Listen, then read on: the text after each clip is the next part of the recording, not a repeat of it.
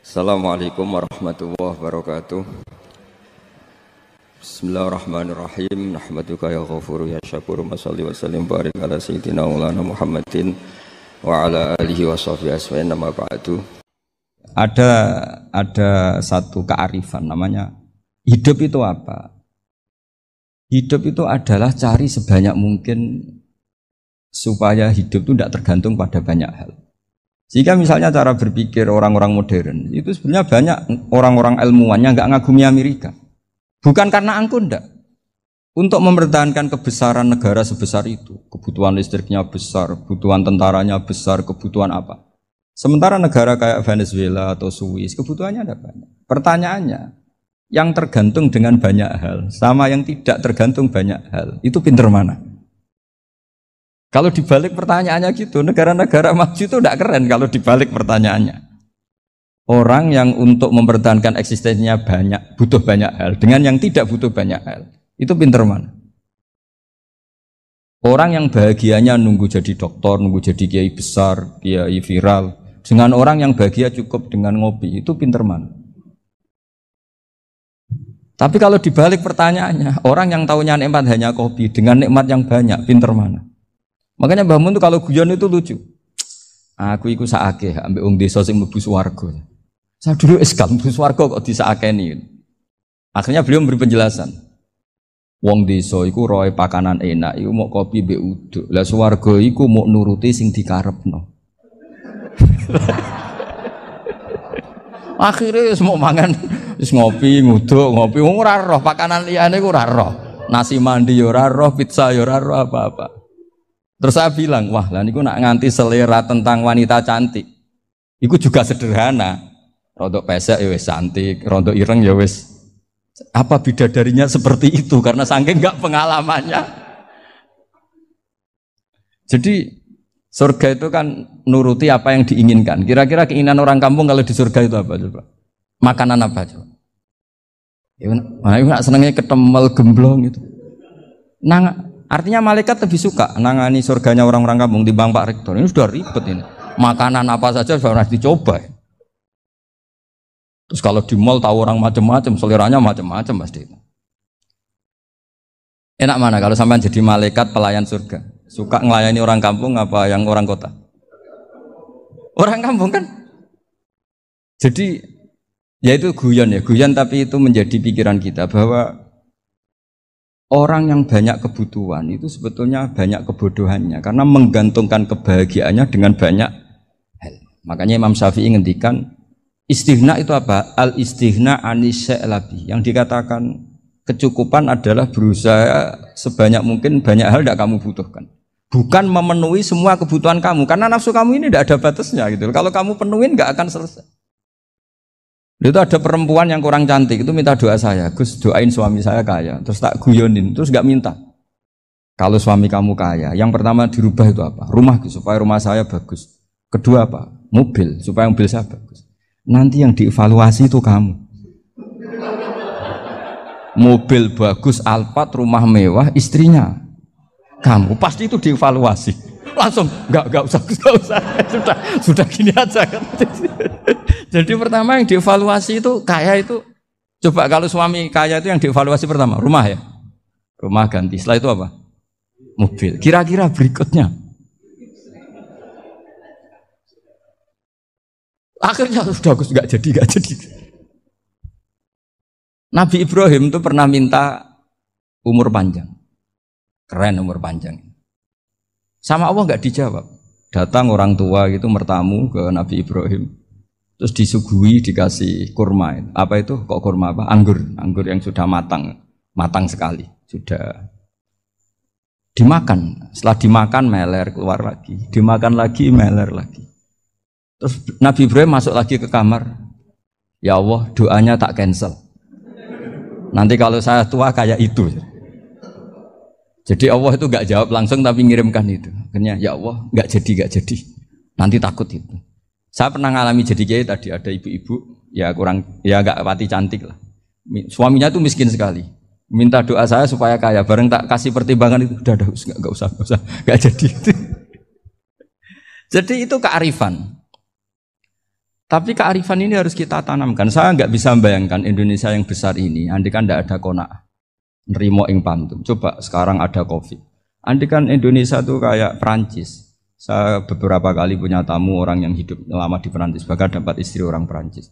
Itu dulu nggak begitu mencintai Indonesia. Tapi setelah di Perancis 2 tahun, wah Indonesia hebat. Di Perancis tuh kata dia kalau cerita, semua kebutuhan masyarakat itu dibebankan ke negara. Apa saja minta negara, apa saja nyoal negara. Sementara Indonesia, coba kalau Indonesia mengalami seperti ini kok tidak ada qanaah, rimo ing pantum, bisa kios Indonesia. Orang miskin nyalahkan negara, kelaparan nyalahkan negara, apa saja. Tapi barokahnya dididik kiai, jogeman nyalahno wong liya. Urip romo ing pandum, diame. Sampai gak ngerti kalau Covid. Banyak tuh orang-orang kampung itu, orang lugu-lugu itu. Mbah niki saking Covid, salam ning Covid, muga-muga umure panjang. Dikira Covid itu nama orang yang ahli sosial itu. Mbah niki dana saking Covid. Matur nuwun sampekno salamku, muga-muga umur panjang. Bingung kan yang nganterin ini.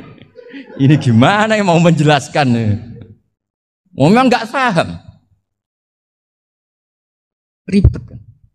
Tapi saya pastikan bahwa dengan keadaan seperti ini kita bahagia, kita stabil, itu jelas barokahnya kalimat tadi, moto tadi atau pegangan hidup tadi. Makanya disebut al-ibarat qutun li'ailatil mustami'in, bahwa redaksi atau kata-kata atau pegangan atau filosofi hidup, apalah namanya itu adalah penyemangat. Penyemangat. Karena kata-kata ini memang luar biasa. Ketika sahabat perang demi kebenaran, zaman itu ya pasti benar karena yang dibela Nabi. Dulu itu kan enak zaman Nabi, yang dibela mesti benarnya, musuhnya mesti salahnya. Sehingga dulu itu memang harus tegas.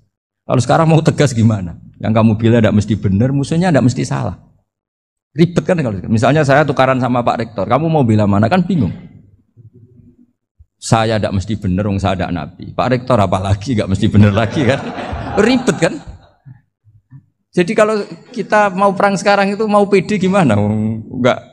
Makanya banyak ulama sekarang tuh mau tegas tuh enggak berani karena ya banyak hal yang abu-abu lah wilayahnya. Misalnya pilihan presiden, atau pilihan bupati, pilihan menteri. Kamu mati-matian bela itu, yang kamu bela tidak mesti benar, musuh kamu tidak mesti salah. Misalnya pilihan bupati, wah ini kabupaten ini baik kalau bupatinya ini, yang satu bilang ini, terus tim suksesnya kamu tanya, kamu yakin? Ya tidak juga. Lah kenapa semangat? Kan saya botohnya, paling alasannya ya itu aja, bukan yang lain. Beda dengan zaman Nabi, nabinya mesti benar, Abu Jahalnya mesti salah, kan enak aturan mainnya jelas. Singkat cerita dalam perang itu banyak sahabat yang alami luka, ngalami apa gitu. Kemudian curhat ke Nabi, ya Nabi gara-gara derekkan jenengan, ngikuti jenengan saya harus ngalami seperti ini. Ngiranya orang itu diapresiasi sama Allah keluarnya. Ternyata sama Allah gak diapresiasi. Malah diturunkan ayat intakunu ta'lamuna fa innahum ya'lamuna kama ta'lamun wa tarjuna minallah malah yarjun. Kalau kamu sakit karena perang, orang-orang kafir itu ya sakit. Itu saja berani padahal demi kekafiran. Wa tarjuna minallah ma la yarjun, padahal kamu punya nilai lebih yaitu berharap kepada Allah yang mereka tidak punya. Saya jadi kiai itu ya kadang mangkel. Karena yang benci ya benci, yang seneng itu ngel-ngel loh kayak Pak Bejo. Jadi semuanya ribet. Nah iya, yang benci ya ganggu, yang seneng ya ganggu, tambah nemen. Seribet. Tapi kalau sudah ingat bandar narkoba, mereka berhadapan dengan polisi, kadang ditembak karena kesalahannya terlalu fatal. Antar persaingan mereka juga bisa tembak-tembakan karena merebut pasar narkoba. Itu saja mereka berani. Kok kita yang jadi kiai kadang dicium tangannya, dihormati gak berani, hanya takut musibah-musibah kecil lah, atau problem-problem kecil. Lah iya, kalau kita bandingannya gitu. Kalau kamu mau tahajud kedinginan, itu masih nanti dihisab Allah itu gitu. Maling ayam itu keluar malam-malam, hanya dapat ayam. Itu gak takut dingin. Ya gak takut digebuki masa. Kamu mau tahajud saja takut dingin. Makanya nanti hisabnya orang soleh itu nanti dijajarkan orang dolim. Terus diperbandingkan. Wah itu habis kamu kalau itu. Jadi misalnya Unisula mau rapat, tapi ini malam, kalau malam dingin nanti sama masuk angin. Wah anak-anak pang di perapatan aja berani kamu. Kalau sudah perbandingannya gitu tuh ribet kita nanti. Makanya itu kalimat itu moto atau filosofi hidup. Sehingga diulang lagi nasihat itu. Iyam saskum korhun fakodu masal koma korhum mislu. Kalau kamu kena luka, orang-orang yang nggak benar juga akan kena luka. Itu aja berani demi ketidakbenaran. Masa kamu demi kebenaran enggak berani? Akhirnya orang itu, ya itu kalimat, itu heroik. Makanya kita ini penting ya, makanya tadi himne Unisula dimulai kalimat thayyibah. Karena kalimat ini yang menjaga kita kalimat ini. Misalnya tentang Tuhan. Kenapa orang Islam imannya kokoh seperti ini, termasuk yang sudah hidup di Amerika, di Australia, di mana-mana. Itu ya barokahnya ajaran atau barokahnya kalimah. Saya sebut kalimah saya pakai bahasa santri. Karena la ilaha illallah itu dalam tradisi santri disebut kalimatu haqqin alaiha nahya wa alaiha namut wa alaiha nub'ats. Ada yang riwayat wa biha nub'ats insyaallah taala minal aminin. Kenapa mereka di mana-mana meskipun sekolah di Amerika, di Australia, bahkan di Uni Soviet tetap mukmin? Itu barokahnya ajaran yang benar. Allah itu siapa? Tuhan. Tuhan itu sifat dasarnya apa? Awal. Dia harus wujud awal sebelum makhluk yang lain. Sehingga ketika ada negara yang maju, yang tertib, manajemennya tertib, masyarakatnya makmur, tapi punya Tuhan yang tidak seperti itu, tidak awal, itu sudah gak nyaman. Karena ndaklah keren Tuhan saya, karena Tuhan saya itu al-awwal, zat yang pertama. Tuhan saya keren lah, zat yang gak mati. Tuhan yang gak mati, yang gak pernah mengalami kematian. Sehingga tontonan atau yang dilihat kenikmatan-kenikmatan yang lain ini tidak mengubah dia pendirian tentang Tuhan. Karena mantapnya satu kalimat tadi bahwa Tuhan itu ya harus satu, harus awal, harus tidak mati, tidak rusak, tidak mengalami apa-apa yang membahayakan. Sehingga ketika ditawarin Tuhan yang lain meskipun menjanjikan secara finansial atau kemakmuran, mereka gak tertarik. Itu coba, itu barokahnya makmur apa barokahnya ajaran? Barokahnya ajaran. Sering negara Islam itu kalah makmur dengan mereka, tapi barokahnya ajaran ini tetap apa? Tetap Islam. Makanya Nabi Ibrahim, Nabi yang sukses bikin wa ja'alaha kalimatam baqiyatan fi. Di antara tugas suci Nabi Ibrahim dan semua Nabi adalah wa ja'alaha kalimatam baqiyatan fi aqibi. Nabi Ibrahim itu Nabi yang diberi gelar Allah. Dia adalah Nabi yang menjadikan kalimat tauhid itu kalimat yang abadi.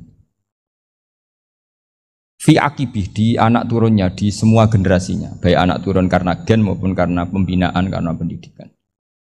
Ini penting sekali saya utarakan karena apa?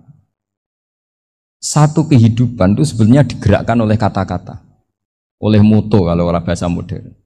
Sehingga banyak ulama mengatakan al-ibarat kutun li'ailatil mustami'in, bahwa redaksi atau moto atau pegangan hidup itu penggerak kehidupan. Sehingga sebetulnya manusia itu digerakkan oleh kalimah-kalimah itu, oleh moto-moto itu, oleh prinsip-prinsip hidup itu. Misalnya orang Palestina itu tiap hari ke pasar gitu. Mereka ke laut gitu. Ditanya, kenapa tidak takut tembak Israel? Jawabannya lucu. Kena tembak ya mati, enggak makan ya mati.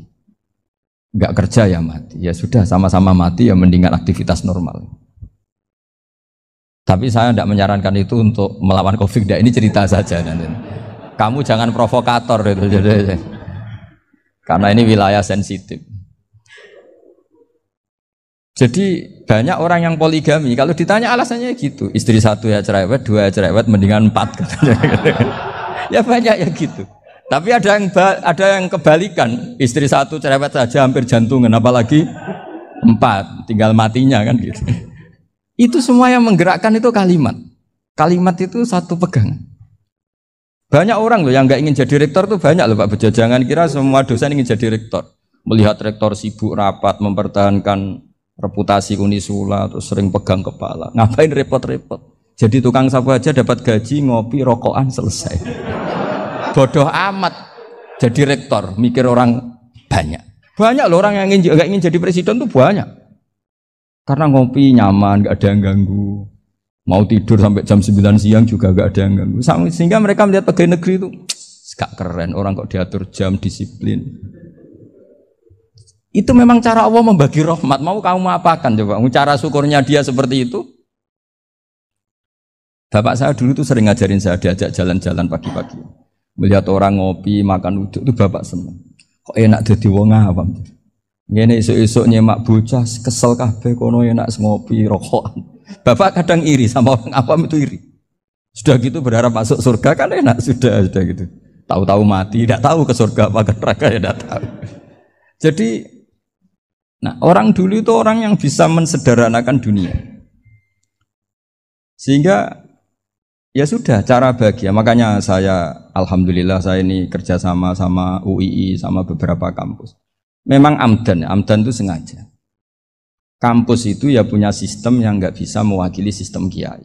Kiai juga punya sistem yang nggak terwakili oleh kampus, juga sebaliknya saling melengkapi. Saya sering ketemu rektor UII, rektor kampus-kampus Islam. Mereka cerita, Gus pendidikan pondok harusnya dimodernkan gini-gini. Saya bilang, kalau pondok modern kayak kampus itu nanti saya ketemu Allah nggak bisa jawab. Kenapa Gus? Saya beri contoh gini. Kalau misalnya perempuan perawan lah atau apa saja, pokoknya perempuan mau tanya tentang menstruasi atau haid. Kalau semuanya sistem kampus, dia harus kuliah dulu. Registrasi dulu, kuliah dulu, bayar dulu. Dan dapat jawabannya nunggu mata kuliah pas itu. Bandingkan kalau sistem pondok, saya tuh sering ke pasar sama anak saya dicegat sama ibu-ibu. Gus, anak saya ngalami gini-gini, keluar darah terus menerus, nggak 6 hari tapi 1 bulan penuh. Itu hukumnya apa Gus ya? Nanti saya mau sowan ke jenengan. Nggak usah sowan di sini aja. Ya sudah, sebelum mengeluarkan darah yang rutin seperti itu biasanya haidnya berapa hari? 6 hari ya sudah ikut yang 6 hari, yang lainnya istikhadah. Ngoten tok Gus, ya udah ya. Begitu terus di masalah udhiyah. Ya coba kalau semuanya pakai sistem kampus, daftar dulu, bayar dulu. Jadi ini nggak ada jawabannya, nunggu mata kuliah itu. Baru dapat jawaban, itu biasa nggak sholat bertahun-tahun karena belum ada jawaban tentang itu. Nah itu kalau misalnya orang mati, tahunya cara memulasara jenazah itu nunggu kuliah dulu, pas mata pelajaran itu dulu, baru menangani orang mati. Berarti orang mati itu tergeledak semua. Tapi kalau kiai kan enggak. Kesini orang mati terbakar, kalau dimandiin malah badannya copot-copot, itu gimana hukumnya? Ini ada orang mati Gus Kendat, ini disolati apa enggak? Ada orang mati oplosan itu disolati enggak? So sering ditanya gitu. Gak usah registrasi Pak Rektor, gak usah registrasi, gak usah daftar, gak usah seminar.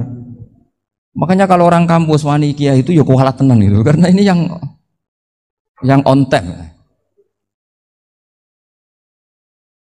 Tapi pondok seperti saya ya ikrar seikrar-ikrarnya pentingnya kampus karena melatih efisiensi waktu, disiplin, tata kelola manajemen sehingga kita ya hormat.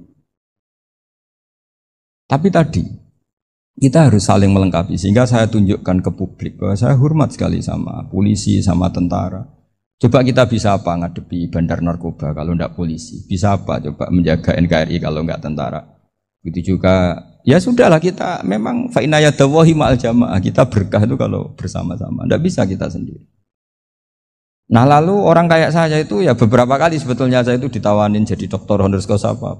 Kekhawatiran saya satu Pak Bejo. Takut pas gak punya uang, itu dokter gak di duit kan gak pantas gitu. Jadi repot gitu, daripada beban lah sudah lah, gak usah dokter. Jadi kalau gak punya uang ya pantas, terus kalau ngebis ya pantas. Suatu saat kalau mati gak ada yang hadir ya pantas, enggak dokter gitu. Kalau sudah dokter kok masuk neraka, kayaknya apalagi rektor kampus Islam kok masuk neraka itu kan kok kayak gak pas itu. Misalnya rektor Unisiola ditanya mungkar nakir, nggak bisa kan kayak gimana gitu.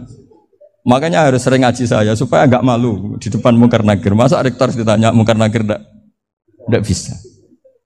Harus berani bentak. Ini saya rektor loh Pak mungkar nakir. Masa. Kalau wali-wali dulu berani.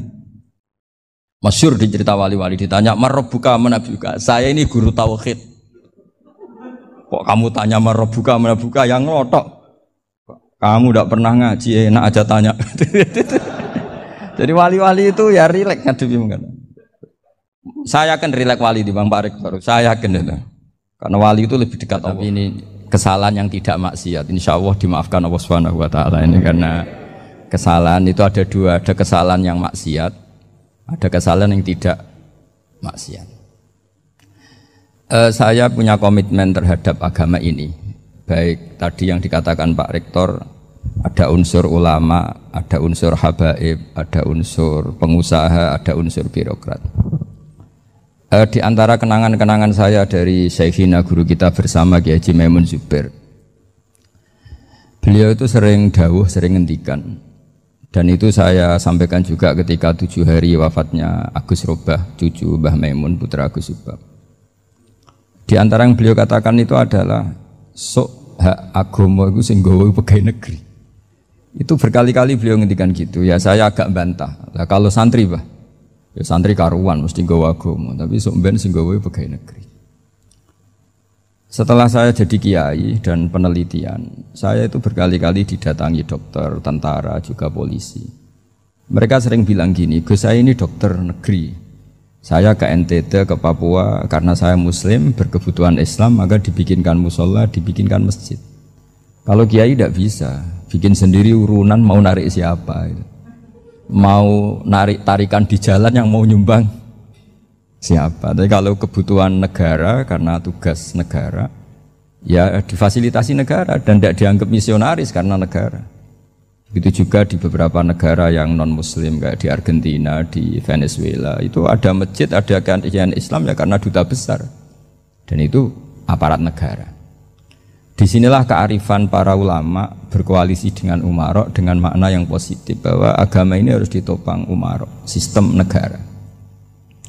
Tentu di situ ada tentara, ada polisi, ada macam-macam. Kita sebagai kiai juga enggak berdaya di depan para bandar narkoba apa-apa kalau enggak ada BNN. Kita mau apa dengan korupsi kalau enggak ada KPK. Sehingga kearifan para guru-guru kita, mulai Mbah Maimun, bapak saya sendiri, NU, Muhammadiyah, semua ormas-ormas Islam itu pasti maulah kerjasama. Karena kita siapa kalau enggak kerjasama. Dan di antara pesan Rasulullah SAW adalah yaduwahi ma'al jamaah. Jadi apa ya, kebersamaan itu sudah berkah. Fa inna yadallahi ma'al jamaah. Jadi berkah. Lalu kenapa saya kalau ngaji bawa kitab? Ini agak sebetulnya itu lazim. Lazim itu suatu yang harus. Tapi karena kelamaan mubalek itu tidak pakai kitab. Seakan-akan bawa kitab itu yang aneh. Sebenarnya aneh mereka. Karena begini logika simpelnya ya. Umat Nabi ini berhak dapat apa coba? Berhak dapat warisan yang paling luhur, paling hebat, paling jernih. Apa itu Quran dan hadis? Pertanyaannya, siapa yang paling punya hak otoritatif untuk menerangkan Quran hadis? Ulama. Ulama yang mana? Ya yang kapabel, yang sudah diakui dunia kayak Imam Ghazali, Imam Bukhari, Imam Syafi'i. Artinya kalau kita tidak pakai materi itu ulama mendapat pikiran kita, bukan mendapat pikiran mereka.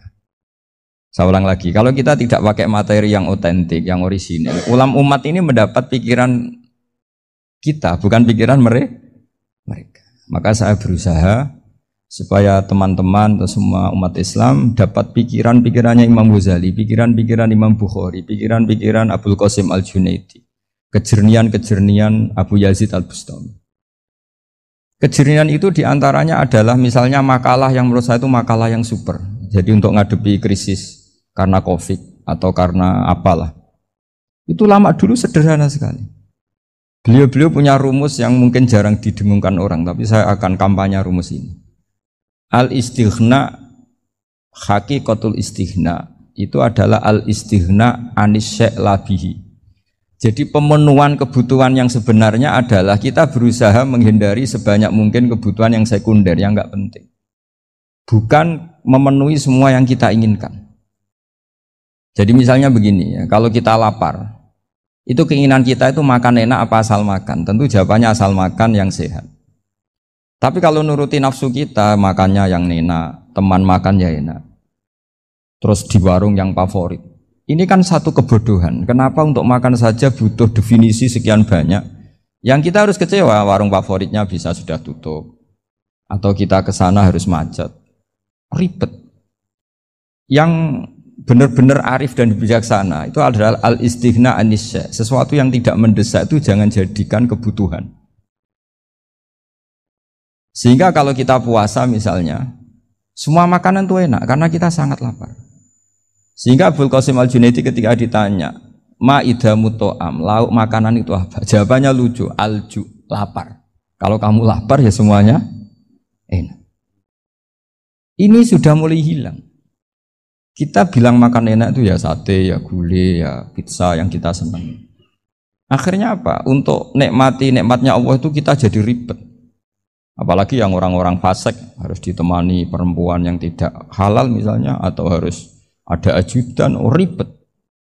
Nah pertanyaannya, orang yang ribet sama yang nggak ribet itu pinter mana? Pinter yang nggak ribet. Nah ini kearifan-kearifan yang mulai hilang. Lalu siapa yang bisa mewarisi itu? Ya ulama. Jadi ulama itu cara berpikir sebenarnya simple. Makanya mereka sering kalau tahajud itu, di antara makalah Sayyidina Ali paling terkenal dan yang menjadikan beliau punya derajat yang luar biasa itu adalah kafani izzan antakuna li robban wa kafani fakhron an akuna laka abdan. Ya Allah, saya ini sudah begitu mulia, begitu terhormat dan sangat-sangat terhormat karena yang menjadi Tuhan itu Engkau. Jadi rumus pertama itu karena menjadi Tuhan itu Engkau. Hanya Tuhan yang abadi, Tuhan yang pertama, hanya Tuhan yang al-awwal. Coba ya Allah, kalau saya ini punya Tuhan Fir'aun, punya Tuhan mati jadi tontonan lagi, itu kerennya di mana coba? Andai kan kita punya Tuhan Fir'aun. Atau punya Tuhan yang asal-usulnya manusia, apapun hebatnya manusia itu, kita punya Tuhan manusia itu. Tuhan yang lapar, yang kalau nggak makan mungkin pingsan, mungkin bisa kena COVID, nanti Tuhannya diisolasi.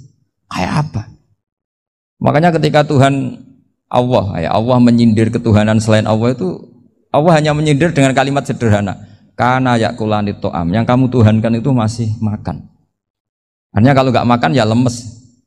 Jadi lama-lama ada orang gini, alhamdulillah tadi Tuhan mampir ke saya, kelihatannya lapar, setelah tak kasih makan sehat lagi. Susah nggak punya Tuhan yang seperti itu. Beda dengan Tuhan kita, Tuhan yang nggak butuh makan, nggak butuh minum, al-qayyum, zat yang berdiri sendiri tanpa butuh yang lain, al-awwal. Sebelum ada langit bumi sudah ada Tuhan kita yaitu Allah. Bandingkan dengan Tuhan-Tuhan yang dipertuhan yang lain, yang adanya setelah bumi, misalnya Fir'aun dan sebagainya. Sehingga Sayyidina Ali pertama jadi kebanggaan apa? Kafani izzan antakuna li robban. Saya ini keren betul, karena punya Tuhan yaitu Engkau.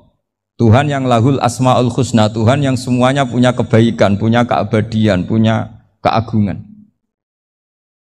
Terus wa kafani fakhron an akuna laka abdan, dan saya bangga sekali karena saya menjadi hambamu. Kalau saya jadi hambanya Pak Rektor ribet kan, sudah tak hormati ternyata nanti tidak rektor, ya kan ribet kan. Terus pokoknya ribet, jadi budaknya manusia itu ribet. Makanya ada seorang wali datang ke temannya yang jadi presiden atau jadi raja. Datang ke situ karena tidak punya uang, mau minta uang karena temannya raja. Setelah sampai sana ternyata temannya ini karena orang soleh pas berdoa, ya Allah saya minta ini, minta ini, minta ini. Terus si wali tadi pulang. Kenapa kamu pulang? Ternyata dia sama, masih minta-minta kayak saya. Jadi sederhana dia. Sama-sama minta kamu, minta zat yang kamu mintain katanya. Jadi dulu itu orang itu sebegitu dekat dengan Allah. Sehingga si raja ini terus ketemu wali tadi tanya, kenapa kamu menyepelekan saya? Padahal sekarang saya raja. Terus ditanya sama wali tadi, karena temannya, kalau kamu di padang pasir tidak bisa minum, dan harus minum 1 gelas, dengan ongkos kamu harus mengasihkan semua kerajaan kamu demi minuman itu. Pilih mana, minuman apa tetap jadi raja? Ya saya milih bisa minum. Saya tidak raja tetap hidup, tapi kalau nggak minum mati. Bagaimana Anda bangga dengan satu kerajaan sing la yusawi kak samain, yang tidak sama dengan segelas air. Jadi artinya terus mereka melihat jadi raja itu ya biasa, jadi presiden biasa, jadi rektor biasa. Karena mereka biasa berlogika, hakikatul izzah itu ya taqarrub ila Allah, yang benar-benar terhormat itu ya dekat dengan Allah. Begitu seterusnya mereka bikin paradok-paradok yang aneh, tapi itu menjadi pelajaran. Bapak saya Ki Nur Salim itu senang baca anekdot Nasiruddin Koja. Itu kalau bikin orang-orang aneh, itu dia datang ke satu pesta, pakai baju lusuh, pakai sarung lusuh atau celana lusuh, sama Sohibul Bait yang punya acara dibiarin. Setelah dibiarin dia pulang pakai jas, pakai dasi, pokoknya keren. Dihormatin, pakai alpat, pokoknya dihormatin. Silakan. Pas dia disuruh minum, minumannya itu disokkan saja ke sakunya. Jas, kamu harus minum yang banyak, karena kamu yang dihormati, bukan saya. Terus makanan semuanya diletakkan di saku, ada yang apa? Ayo kamu makan yang banyak. Alpatnya juga gitu, dikasih sate apa? Ayo kamu makan yang banyak. Mereka tidak melihat saya, melihat kamu. Akhirnya orang satu pesta itu istighfar semua, berarti kita ini salah. Terus dia pidato, kenapa kamu uang gitu? Tadi saya datang, orangnya sama. Gara-gara beda pakaian, penghormatannya beda.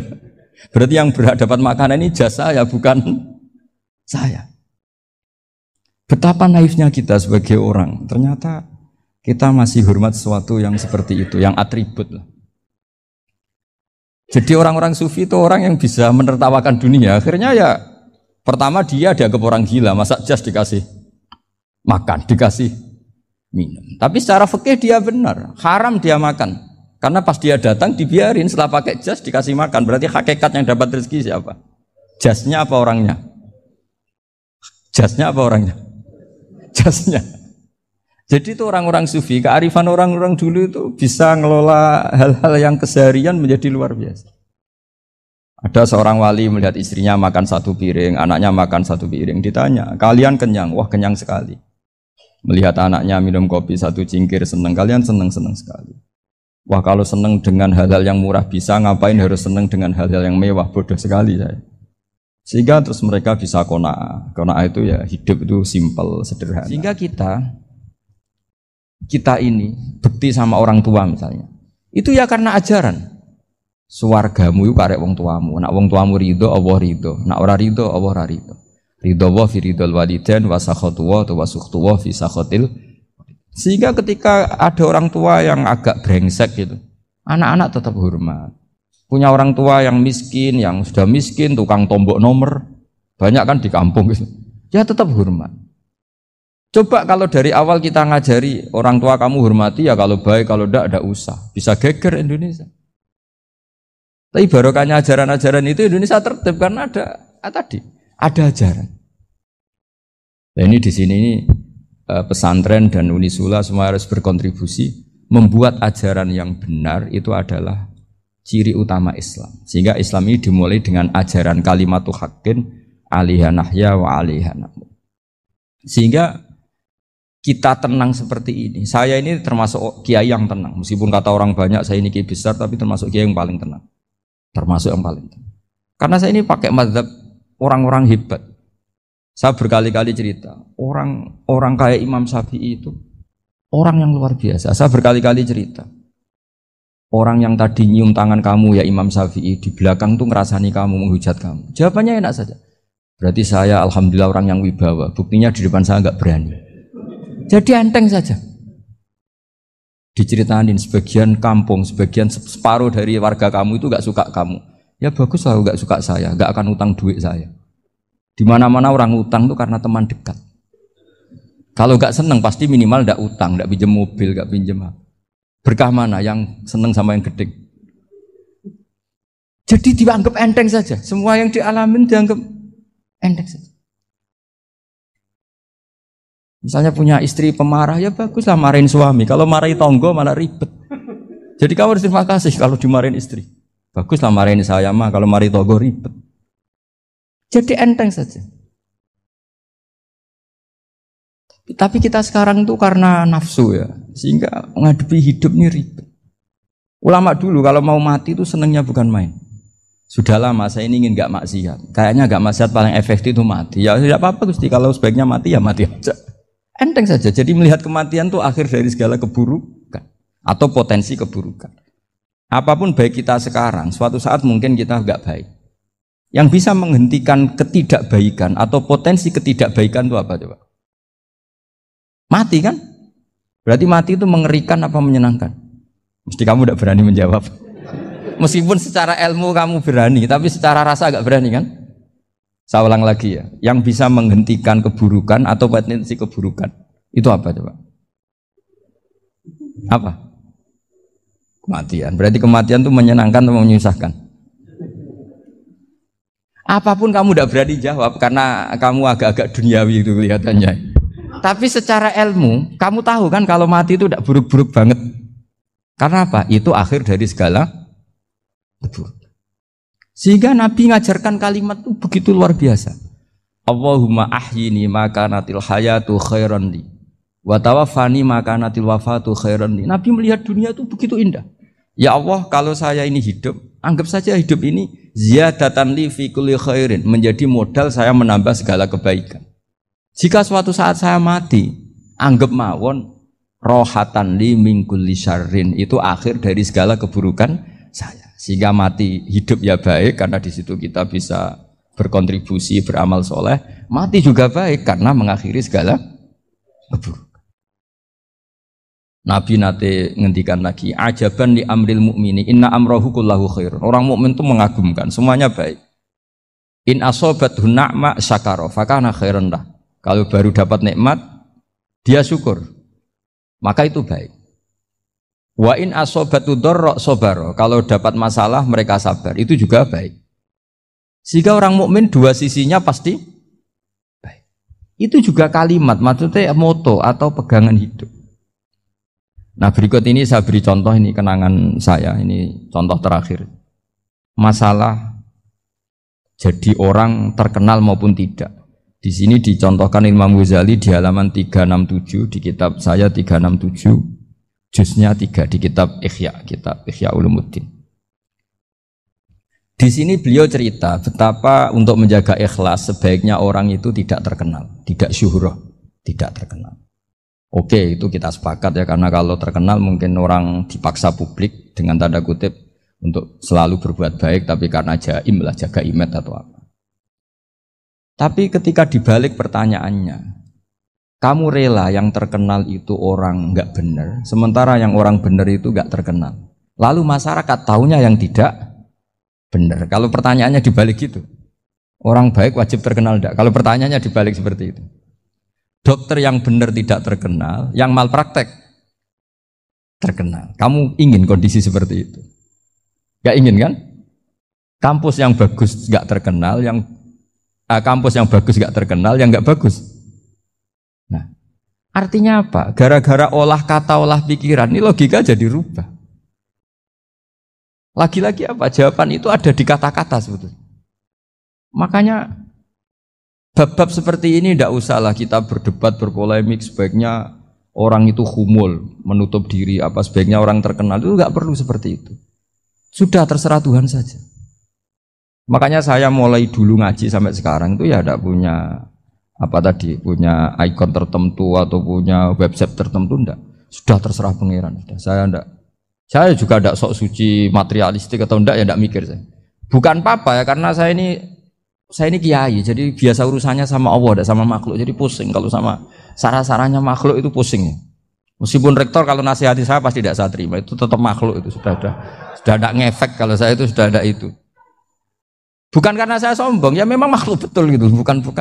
Cuma nasibnya bejo aja, tapi makhluk tetap makhluk. Saya beri contoh ya. Ini makalah yang ditulis Imam Ghazali. Ya, i'lam aslahaka Allah anna aslal jah wa intisarus sayyid atau sayyidi wal istihar. Wa huwa mazmum itu. Balil mahmudu al-khumulu illa man syaharahu wa ta'ala linasri dini min ghairi takallufi talabi syuhrati minhu. Jadi kalau kamu ingin ibadah kamu selamat, ya kamu jangan terkenal.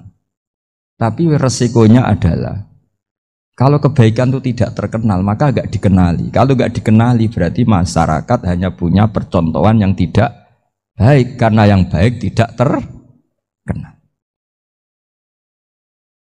Jadi itulah ulama-ulama dulu. Jadi apa-apa itu dibanding-bandingkan. Kemudian nanti kelihatan, jawabannya itu kelihatan. Jadi ulama dulu itu biasa ngarang misalnya afatun nikah, sisi negatifnya nikah.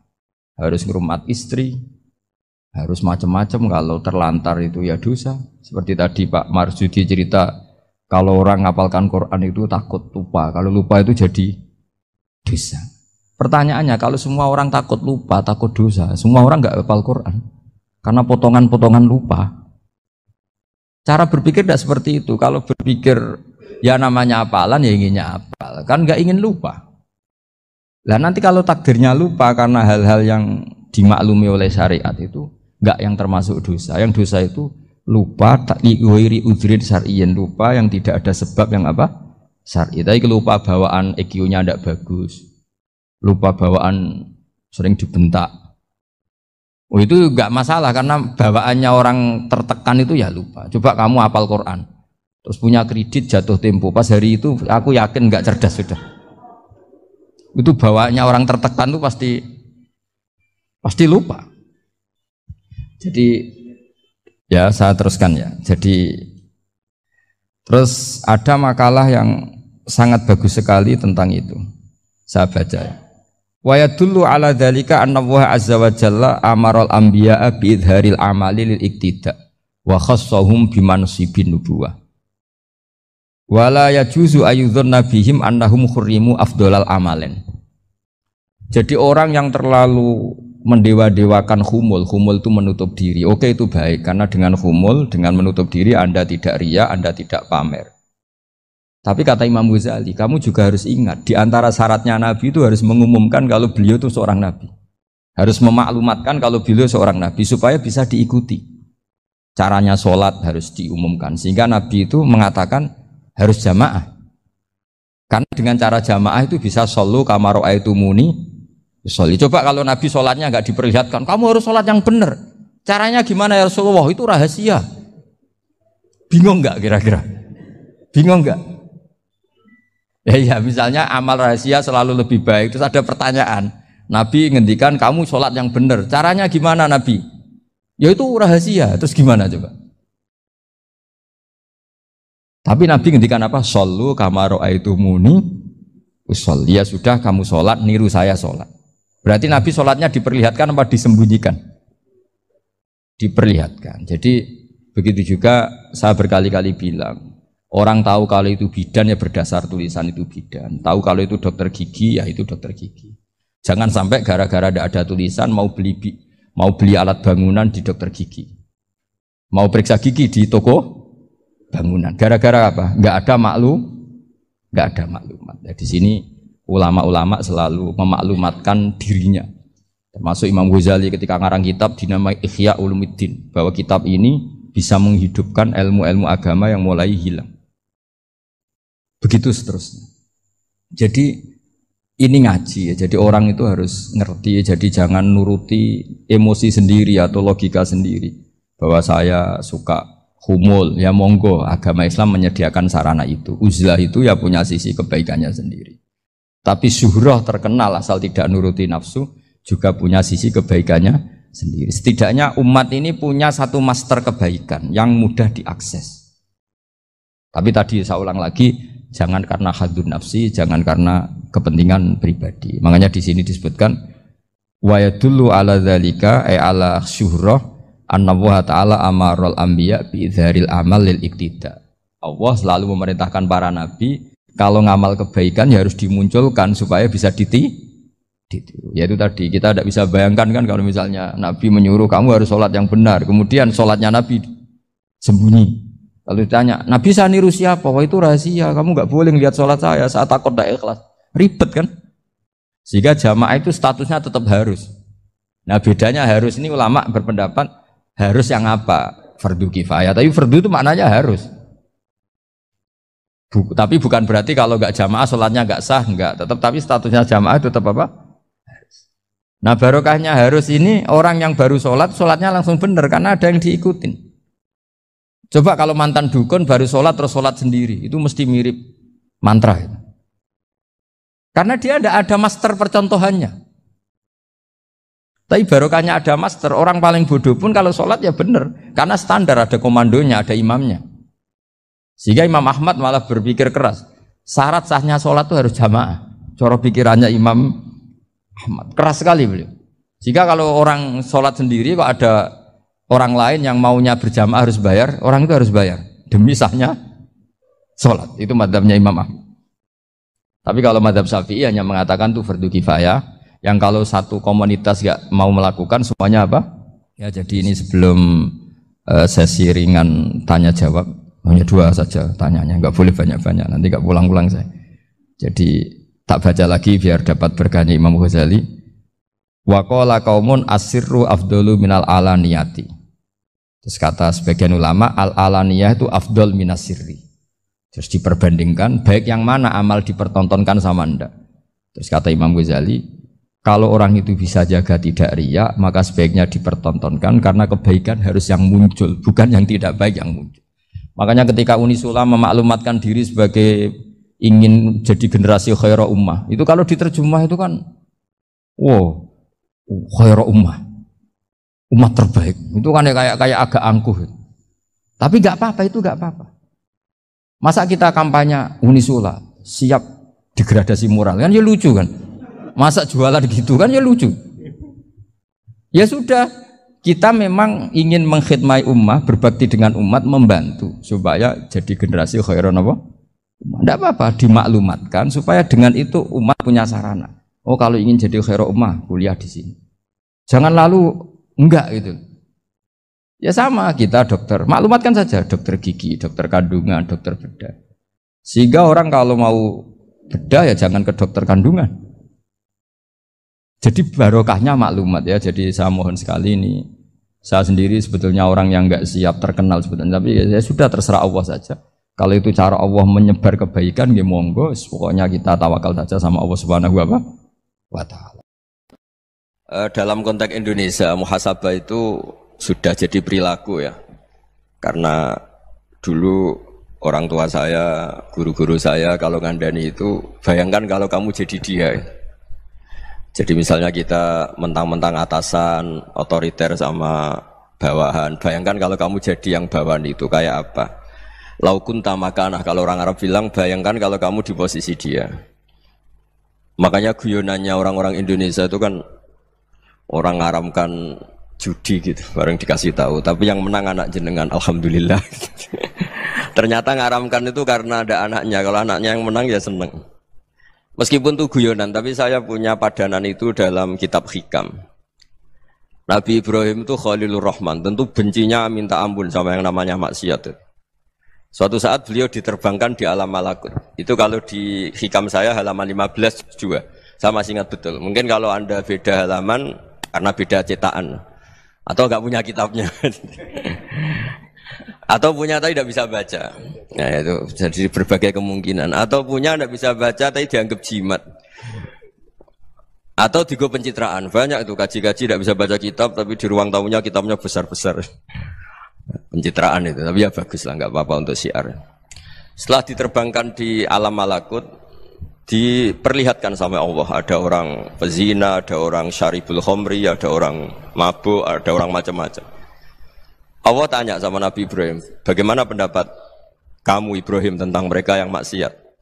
Kata Nabi Ibrahim, ya Allah habisi saja mereka, mereka hidup di bumi engkau, makan rezeki engkau, kemudian mereka tidak taat sama engkau. Singkat cerita di fase itu, saya ulang lagi di fase itu, Allah nurutin. Sampai sekian peristiwa, mungkin 3 atau 4. Sudah, setelah sekian tahun Nabi Ibrahim lupa peristiwa itu, kemudian beliau diminta menyembelih anaknya. Ini versi kitab Hikam. Memang versinya banyak tentang kenapa Nabi Ibrahim disuruh menyembelih anaknya. Ketika mau menyembelih anaknya, Nabi Ibrahim ragu. Huwa samratu fuadi. Anak saya ini buah hati saya, kenapa engkau suruh menyembelih? Terus kata Allah, apa kamu tidak ingat ketika kamu saya angkat di alam malakut, kemudian kamu usul bunuh-bunuh, saya tidak mempertimbangkan usul Anda, tapi kenapa sekarang saya merintahkan kamu mikir? Gitu. Terus, ya karena ini anak saya ya Allah. Terus kata Allah, rumang samu wong sumpukon mata ini gak gawean kau sing gawe kowe enak wae usul mata ini. Jadi saya yang bikin, kemudian Anda enak aja usul membunuh. Semenjak itu Nabi Ibrahim itu di eranya itu asfaqun nas, orang paling sayang sama manusia. Karena kadang kita keras itu ya kebetulan itu udah anak kita, ada keluarga kita.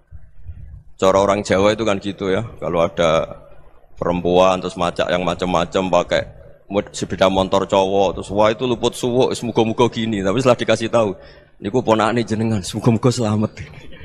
Jadi jangan-jangan kemarin ahli ma'asi itu kebetulan tuh tidak keluarga kita. Kalau keluarga kita yang pernah salah pada kita, semangat kita mintakan maaf. Jangan-jangan kita didikte hukum sosial gitu. Jadi orang yang salah kebetulan tuh orang yang menservis kita atau keluarga kita atau orang dekat kita, jangan-jangan semangat kita mintakan ampun. Tapi kalau sama orang lain kebetulan musuh kita semangatnya minta itu kena adab. Nah ini yang nggak boleh dalam Islam. Islam mengajarkan niru Rasulullah SAW, Nabi itu rahmatal lil alamin. Bahkan kemarin saya ngaji virtual sama beberapa habaib, ada Habib Ali Al-Jufri dari Mesir, ada Habib Alwi dari Kuitang, ada Habib Nabil Al-Musawa.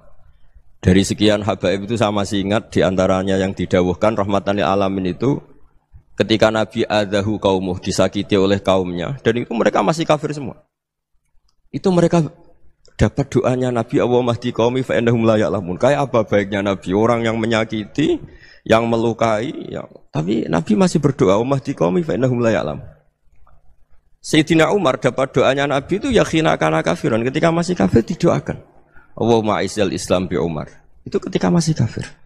Itu pelajaran bagi kita bahwa yang sedang tidak cocok pun itu berdapat doa kita. Ya doa supaya kondisi kita baik, hari tambah baik. Karena agama ini saya berkali-kali bilang limangka nayarjuwa wal yaumal akhir. Agama ini diperuntukkan bagi yang selalu punya harapan pada Allah Subhanahu wa taala. Saya cerita muhasabah ini tentang hubungan kita dengan Allah. Di Indonesia itu banyak orang fasik, banyak orang nakal. Ya di mana-mana orang nakal itu ya mayoritas wa aksaruhum fasikun. Tapi berkahnya harapan. Mungkin saya kira nakal sok benda, mungkin saya kira sholat sok ben sholat, mungkin sekarang belum sakhok, belum dermawan, suatu saat dermawan. Barokahnya itu kefasikan ini dianggap sementara, sedang fasik, sedang tidak benar. Karena kiai-kiai kita, para guru-guru kita, para habaib utamanya itu mesti bilang semoga husnul khotimah. Nah barokahnya doa itu semoga husnul khotimah itu menjadikan satu pola sosial. Yang sedang fasik ini masih diharapkan jadi lebih baik, jadi lebih. Sehingga kita tidak ngambil sikap ekstrim, ya ingin menghabisi atau ingin mengadili, tidak. Karena selalu kita punya harapan. Dan agama ini limangka nerjuwa wal yaumal akhir. Bayangkan dulu kalau yang nakal itu anak kamu. Pasti kamu nggak ingin kan langsung dapat azab, dapat apa. Padahal kita semua jadi tokoh ini abul kulli, bapak dari semuanya. Sehingga ketika Rasulullah SAW jalan-jalan kemudian melihat perempuan sedang menyalakan api. Kalau apinya mati ditiup, anaknya dijauhkan. Nanti kalau sudah jauh dari api, anaknya digendong lagi. Terus kata Rasulullah, matur ke semua sahabat, Aro'aitum anna hadih tarihatan waladaha alan nar. Apa kamu berpendapat bahwa perempuan ini akan melemparkan anaknya ke neraka? Tidak ya Rasulullah. Tidak akan seorang ibu melemparkan anaknya ke api. Terus kata Rasulullah, Allahu arhamu min hadih biwaladiha. Allah lebih rahman, lebih rahim dibanding orang tua ini kepada anaknya.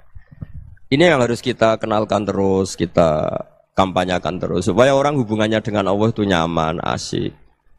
Sehingga dengan demikian selalu ada harapan bahwa yang sedang nakal ini suatu saat tobat. Kita tidak boleh menghukumi pasti begini, pasti gini. Itu tidak wilayah kita. Itu juga yang dicontohkan Rasulullah SAW. Secara lahir Nabi itu nggak berkenan sama Wahsy. Karena Wahsy itu salahnya salah fatal. Karena membunuh ahabban nasi ila Rasulillah. Yaitu membunuh Sayyid Hamzah. Jadi ketika Wahsy tobat, Nabi itu nerima tobatnya. Dan ketika beliau dengan basariyahnya agak siap ketemu Wahsy karena harus ingat Sayyid Hamzah, basariyahnya diturutin. Oke, kamu iman, saya turutin, tapi jangan sering ketemu saya. Karena kalau ketemu kamu, saya masih ingat sama paman saya, Sayyid Hamzah. Kita bisa ngelola seperti itu. Kita tidak cocok sama orang, bagaimanapun mereka umat Rasulullah SAW, kita tetap mencintai mereka. Misalnya kalau beda agama, mereka sama-sama orang Indonesia, kita mencintai mereka atas nama warga Indonesia. Tapi kalau misalnya potongannya ora cocok, beda kultur, bawaannya itu mangkelno cara Jawa, ya bisa diilmoni, jangan ketemu. Wong sudah tidak cocok, ini ketemu nyari solusi. Roh ini tok seneng itu kan ya repot itu. Ya sudah kalau nggak pati cocok ya jangan sering ketemu. Dan itu kita bisa memanage seperti itu tuh bisa. Saya berkali-kali cerita tentang Imam Syafi'i. Kalau dikasih tahu ya Imam Aba Abdillah, panggilannya Imam Syafi'i, tetangga Anda ini ternyata banyak yang nggak senang Anda. Jawabnya beliau senang. Ya bagus kalau nggak senang saya, ndak utang saya katanya. Jadi gara-gara sampean seneng aku ngatur aku ini kan. Dan mungkin sampean ra seneng kan ya enak. Jadi hidup itu dianggap happy. Kalau seneng ya teman silaturahim, kalau nggak seneng ya nggak bakal utang gitu. Baru kayak seneng itu nggak ganggu. Gitu. Jadi dulu itu orang bisa ngelola seneng nggak seneng itu bisa.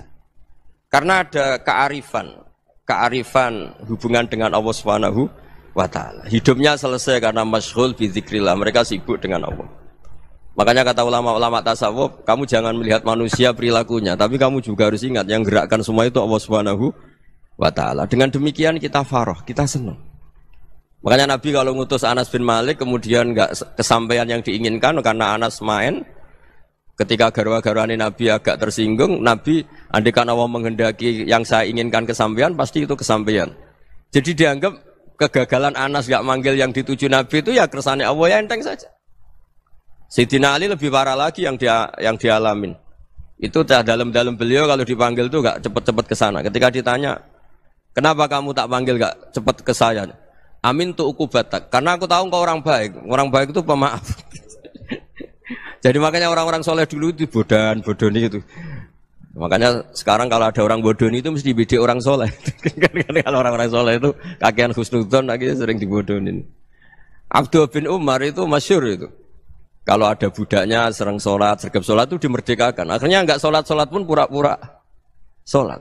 Akhirnya juga dimerdekakan. Ketika ditanya, kenapa engkau merdekakan? Padahal mereka sholatnya menipu engkau, kata pembisik-pembisik itu.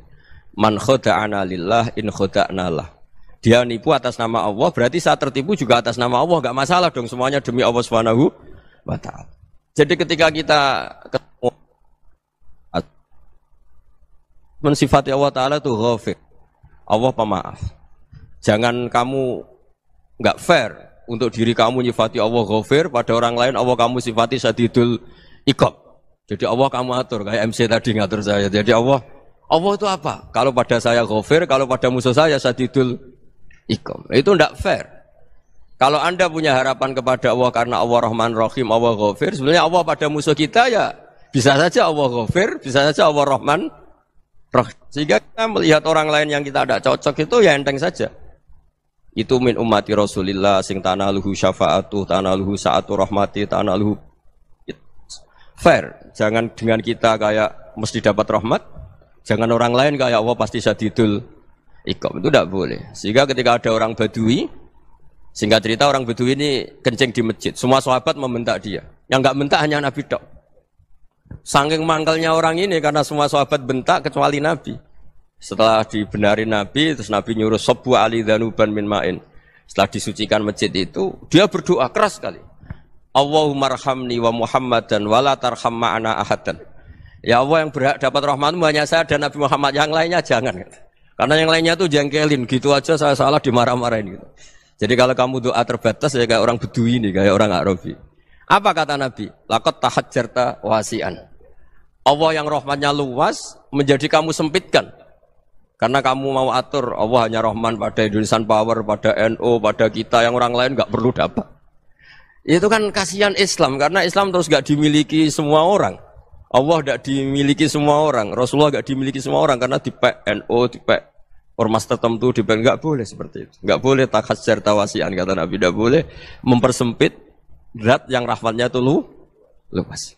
Ini semoga etika ini kita pakai di Indonesia. Yang sedang fase kita harapkan lebih baik. Yang sedang nggak dapat hidayah kita doakan dapat apa? Hidayah. Masyhur kan, makanya tadi saya mohon sama Habib Ali supaya Habib Ahmad supaya tetap mahalul qiyam, tabaruk sama Habib Ali. Di antara doa-doa di Simtud Duror masyhur itu antuqa bilal mudhniba minnah bil ghufran wal musi'ah bil ihsan. Jadi harapannya para habaib, para orang-orang baik dulu ya, semoga yang dosa itu dimaafkan, yang sedang salah dibuka, bikin lebih baik. Nabi itu tugasnya juga gitu. Wastaghfir li dzambika walil mu'minina wal mu'minat. Nabi itu tugasnya juga memintakan ampun yang sedang salah. Nah ini cobalah jadi etika kita, muhasabah kita. Jadi muhasabah itu cara berpikir kita set, kita pikir ulang. Ternyata semangatnya seorang nabi itu wastaghfir lidzambika walil mu'minun. Semangatnya itu memintakan ampun. Orang ahli tafsir tahu semua kalau nabi itu tidak mungkin dosa. Jadi itu khitabun nabi wa urida bihi ummatu, itu khitab nabi tapi yang dimaksud itu umatnya, karena nabi tidak akan mengalami dzambun, enggak akan mengalami dosa. Sekarang enggak, kadang-kadang kita ini kalau orang lain salah itu semangat. Kalau di perusahaan ada teman salah, apalagi pimpinan salah itu seneng. Barokahnya salah bisa ganti kan gitu. Jadi kalau mungkin di dunia tokoh juga gitu, barokahnya ada tokoh salah, kita yang jadi populer sendiri, tidak boleh seperti itu. Kita harus salimus sodri di jami'il muslimin. Jadi ini harus dilatih. Saya tadi matur sama Habib Ahmad, latihan kita jadi hidup. Nabi itu kalau resep jadi wali itu kata Nabi gampang.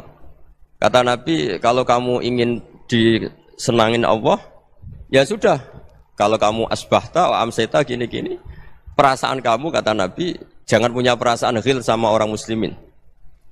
Itu sudah, wadzalika min sunnati. Makanya Nabi ngendikan la yablughni ahadun an ahadin syai'an.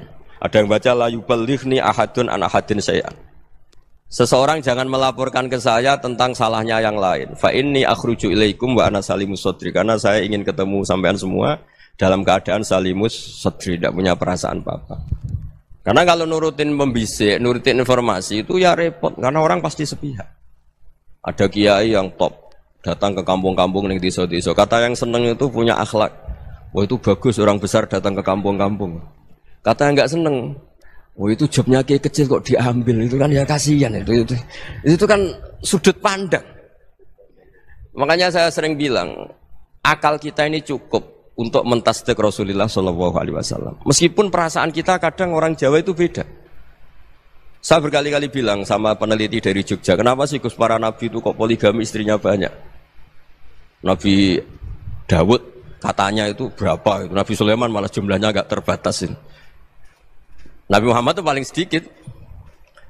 Saya tanya gini, perempuan itu orang lemah, jadi kalau nolong orang satu gimana baik? Kalau nolong orang dua ya lebih baik, ya sudah kira-kira seperti itu.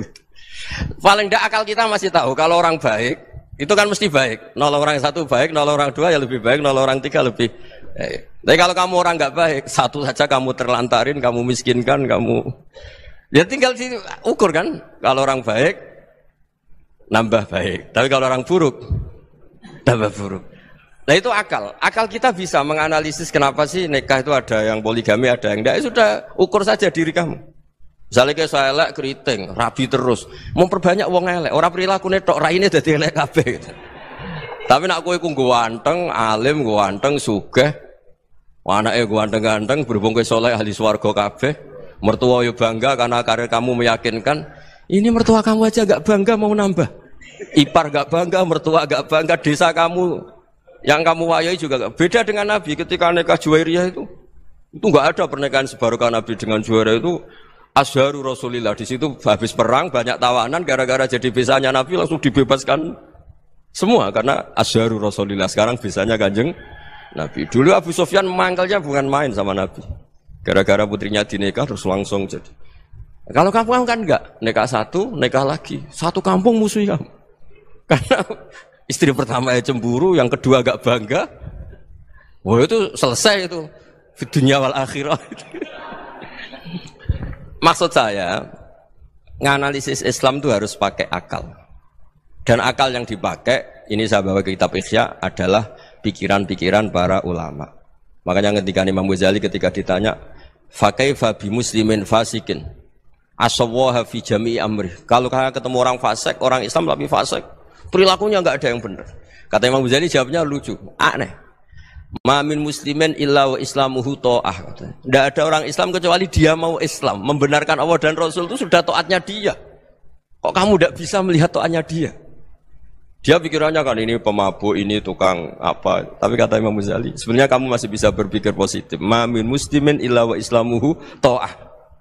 Tidak ada seseorang Islam ketika dia milih Islam itu pasti ada taatnya, yaitu tasdik pada Allah dan tasdik kepada Rasulullah sallallahu alaihi wasallam.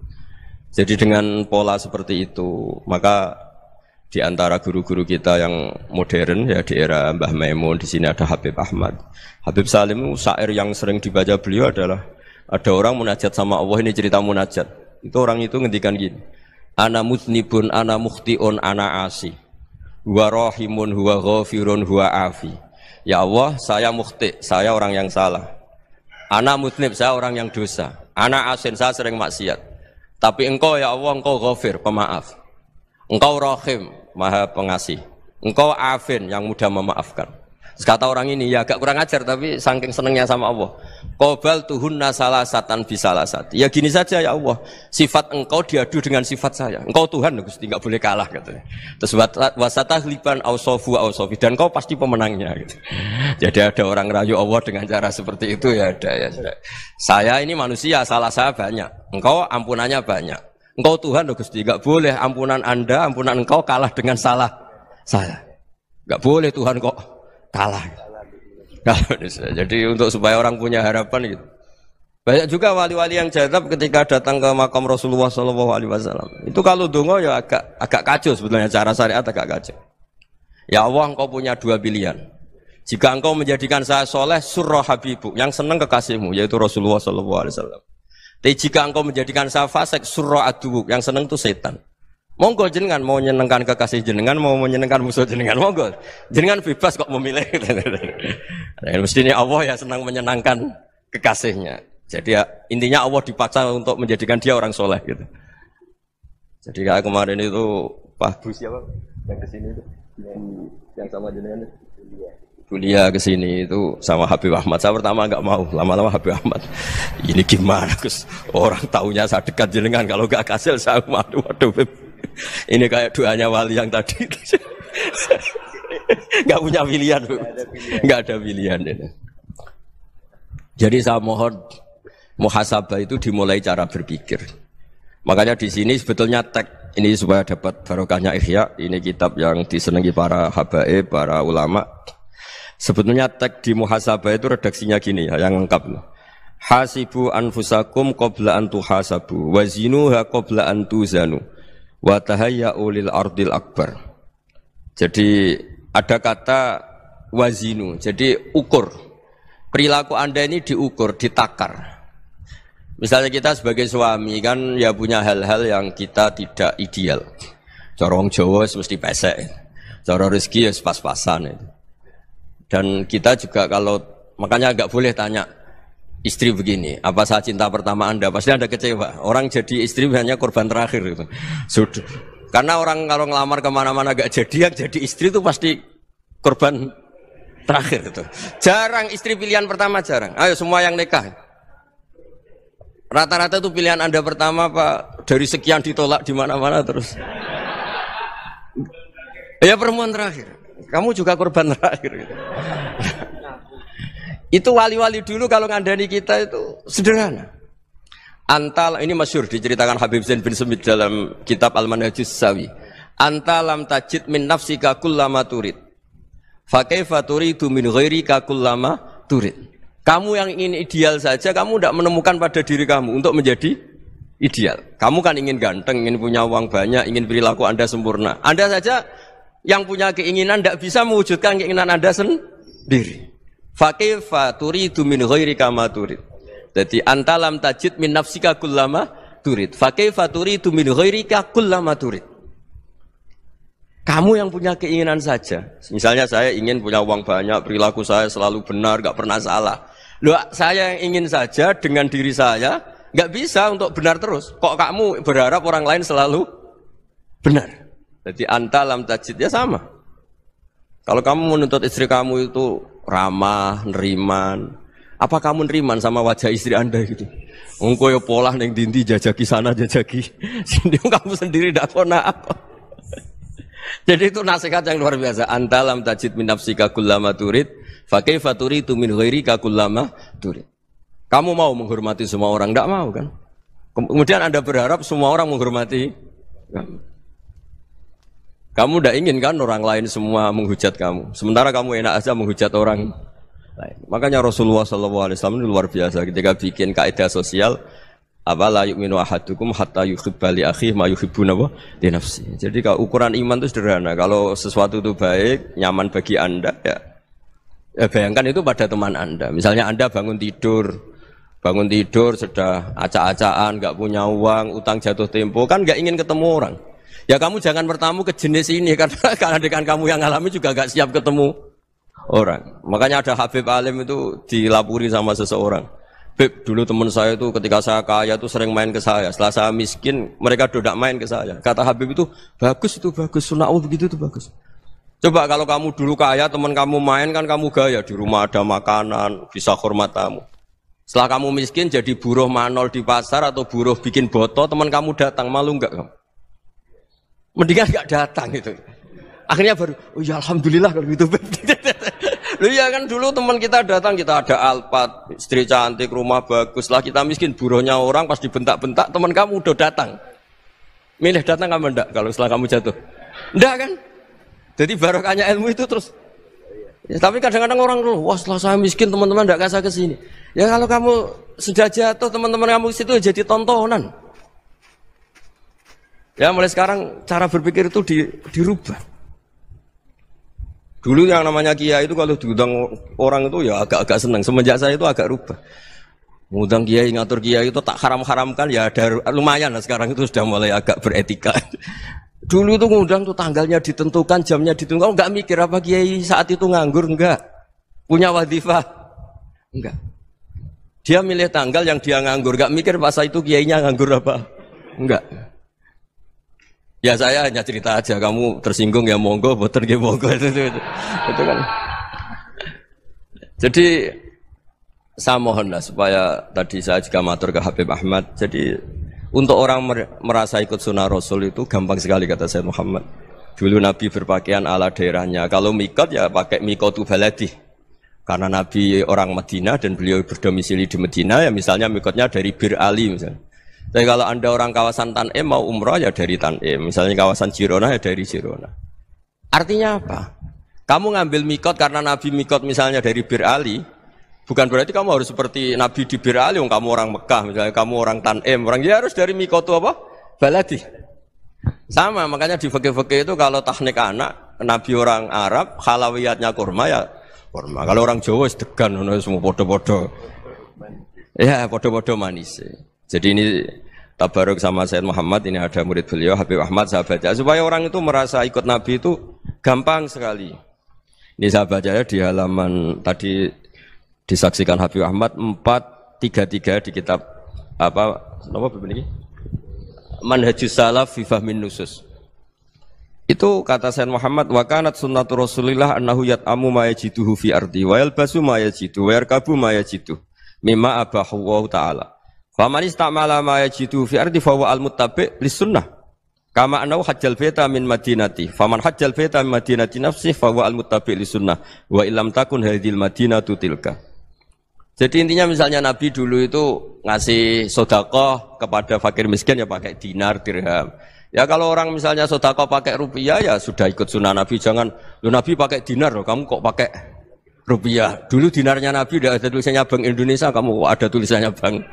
Ya tidak ada seperti itu. Ya jadi misalnya Nabi sedekah pakai tamar atau pakai al-aqid, ya kita pakai beras, pakai apa? Supaya orang tuh bahwa Rasulullah itu milik kafatal linnas, milik semuanya. Sehingga merasa ikut sunnah Nabi itu ya semuanya. Makanya dulu Mbah Mun kalau motivasi saya supaya bombong, kalau orang Jawa bilang bombong.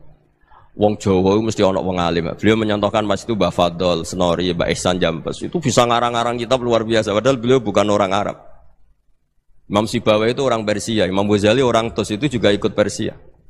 Kata Imam Mun, wong sing ora Arab lah mesti untuk jatah alim kata beliau. Karena Nabi itu diutus kafatal linnas. Nah ini kalau orang yang alim itu Arab tok, berarti tidak ada perwakilan dari Afrika, dari Asia Tenggara, dari mana-mana. Makanya karena Nabi statusnya itu kafatal linnas. Jadi kita harus bangga sebagai Muslim, sebagai orang Indonesia karena misalnya Wali Kutub dulu terkenalnya hanya ada di Yaman, di mana. Ternyata pernah ada juga di Indonesia dan seperti Habib Abu Bakar Segaf Gresik. Jadi ya artinya kan tetap orang Indonesia meskipun beliau dzurriyyah Rasul kan ya sudah orang apa? Orang Indonesia. Dzurriyyahnya Habib Ali Simtuduror sekarang di Solo. Jadi Indonesia juga dapat alawin banyak dari Sadatinal Alawin juga banyak.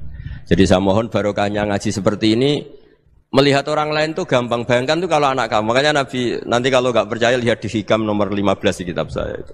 Di situ dijelaskan oleh Hikam, jangan-jangan semangat Anda pada orang yang maksiat, pada orang yang keliru supaya dihukum itu karena kebetulan itu udah anak Anda, itu udah keluarga Anda. Coba kalau itu keluarga Anda. Makanya kalau saya guyonan di Jogja itu ada pembantu mecahkan piring terus dimarahi majikannya, saya mesti guyon gitu. Pasti itu pembantunya tidak cantik. Kok bisa Gus? Andai kan cantik dan kamu senang mecahno piring satu, piring 1000 ora iso ngamuk. Ternyata ngamuknya itu karena mecahkan piring apa karena plus tidak cantik? Coba jawab para lelaki ini. Kamu marah sama orang maksiat itu karena maksiat karena plus itu udah anak Anda. Bayangkan kalau itu anak Anda. Itu hebatnya Rasulullah SAW. Karena kita yang salah pun kadung umatnya, Nabi tetap ngasih fasilitas syafaati li ahlil kabair min ummati. Kayak apa baiknya Nabi? Tidak ikut maksiat tapi ikut fasilitasi ngasih syafaat. Loh kalau li ahlil ibadah kan wajar. Nabi ketika ini syafaati li ahlil kabair min ummati. Ya karena tadi logika yang dibangun Rasulullah itu logika yang luar biasa. Kita semangat orang lain kena hukuman itu karena kita tidak punya ra'fah, tidak punya rahmah. Coba kalau Rasulullah yang bil mu'minina ra'ufur rahim, semangatnya itu mendoakan supaya tobat, mendoakan diampuni. Dan itu juga yang diperintahkan oleh Allah Subhanahu wa taala, wastaghfir li dzambika walil mu'minina wal mu'minat. Ya semoga barokahnya ngaji ini, barokahnya Habib Ahmad, barokahnya Maulid Simtud Duror, barokahnya semua kitab madaih tiba berjanji semuanya, barokahnya Ikhya, barokahnya Said Muhammad, barokahnya guru kita semua, Mbah Maimun, bapak saya. Kita ini ngikuti manhaj, ya, ngikuti apa? Manhaj. Saya sering didhawuhi Mbah Mun, kenapa ihdinas siratal mustaqim bukan siratoka? Bukan jalan engkau ya Allah. Karena Allah itu enggak bisa kamu tiru. Allah itu tidak tidur, tidak makan, tidak kesel, tidak capek. Yang bisa ditiru itu siratal ladzina an'amta alaihim. Yang bisa ditiru manusia ya niru manusia. Karena Allah itu tidak bisa ditiru, makanya ihdinas siratal mustaqim siratal ladzina. Dan niru siapa? Niru guru-guru kita. Termasuk niru cara pandang. Jadi misalnya ada orang awam di rumah itu hanya delok reng, delok tikus liwat, itu kan kayak nganggur. Ora tahajud malah mendelok reng. Melihatnya jangan gitu. Huwa tarokal ma'asiyah. Dia di rumahnya tidak dugem, tidak kemana-mana. Dia berarti malam itu tarkul ma'asi. Tidak nyopet, tidak garong, tidak ke tempat maksiat. Susahnya apa sih husnudzon? Jadi jangan lihat huwa tarkut tahajud, huwa tarokat tahajud, wa taroka qiyamal lail. Oke ya, namanya orang begitu ya tidak tahajud, tidak qiyamul lail. Tapi susahnya apa sih kamu bilang huwa tarokal ma'asiyah? Dia juga meninggalkan maksiat dan tarkul maksiat itu ibadah. Supaya orang tuh gampang lah husnudzon sama orang muslim. Ini orang mukmin, orang yang luar biasa. Di mata Allah itu orang yang luar biasa. Kayak tadi Imam Ghazali, kalau saya ketemu orang muslim kemudian dia tidak pernah baik, gimana? Kata Imam Ghazali, ma min muslimin illa wa islamuhu ta'ah. Tidak ada orang Islam ketika dia mentasdihkan Allah dan Rasulullah, berarti dia juga punya taat. Ya ini latihan saja, sing iso nglakoni Habib Ahmad kula namung cerita mawon. Kula cerita secara akademik, saya punya kitab, saya baca dan alhamdulillah kita paham barokahnya para guru dan supaya terbiasalah. Sebaik-baiknya ibadah husnudzon billah wa husnudzon bil mu'minin. Soal tidak cocok ya diilmoni tadi ya, namanya enggak cocok ya jangan sering ketemu. Seperti Rasulullah SAW, beliau karena sangat mencintai Said Hamzah, ketemu orang yang pernah begitu sama Said Hamzah ya beliau secara basyariah tidak siap. Tapi beliau secara cara bahasa sekarang, secara profesional, kalau beliau seorang nabi dan harus menerima tobatnya siapapun ya diterima. Saya meskipun dengan A, B gak cocok karena dia begini-begini sama saya, tapi saya ingat dia sholat, dia baca sholawat, dia mencintai Rasulullah.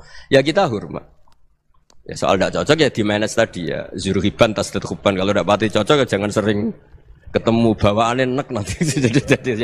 Ya semuanya itu diilmoni lah.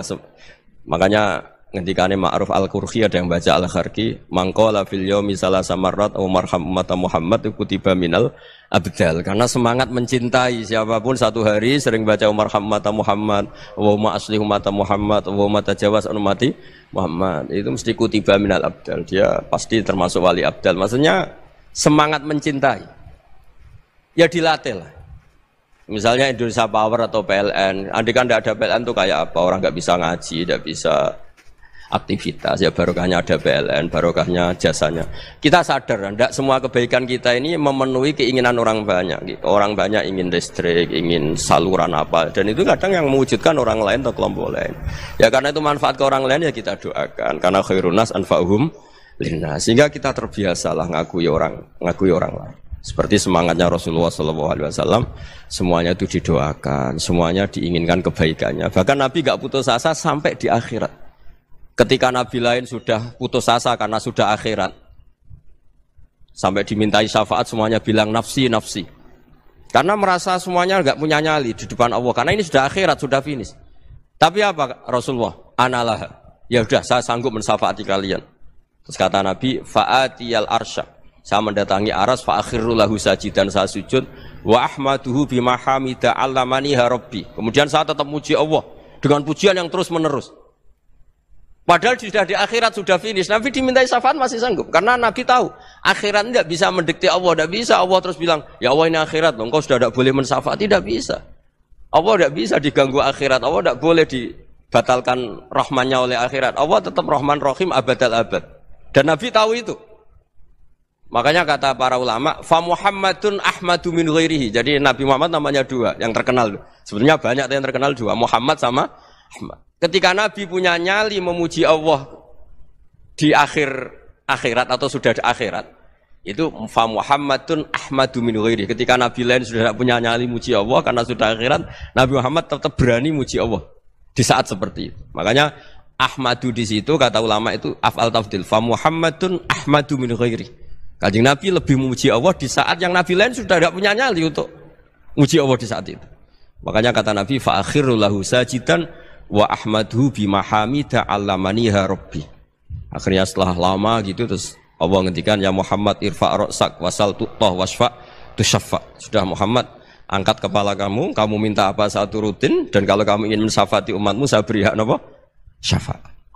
Nah, semoga semangat itu juga menjadikan kita munajat bahwa rahmat Allah tidak terbatas, harapan juga tidak terbatas. Mungkin yang sedang nakal ya kita katakan sedang. Jangan terus kamu pastikan, wah ini mesti su'ul khotimah, mesti tidak orang baik.